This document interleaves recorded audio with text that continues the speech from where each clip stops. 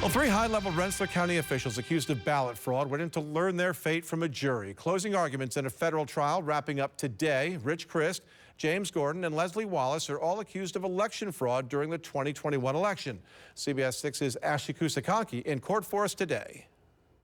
Jury deliberations will begin on Tuesday. The government had the burden of proof to convince the jury that the trio acted illegally while violating the constitutional rights of voters while filling out dozens of absentee ballots in the 2021 election on behalf of Rensselaer County employees and voters.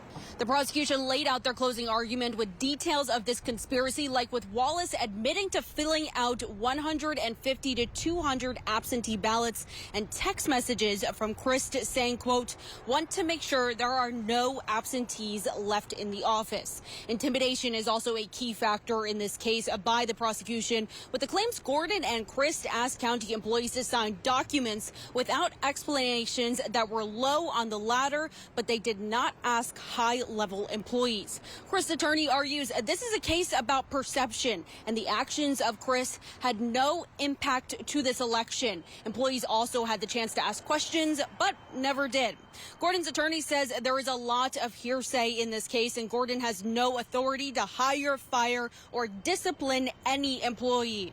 Lastly, Wallace's lawyer wonders still what Leslie is doing in this trial, as there is no law that says who can and cannot help you fill out a ballot, and that all grown adults sign the documents but never questioned it. Chris, Gordon, and Wallace each face up to 10 years in prison if found guilty. There are also additional charges against two of the three.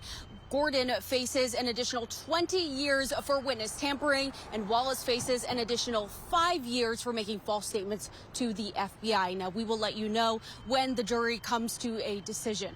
Reporting in Albany, Ashley Kusakonki, CBS 6 News.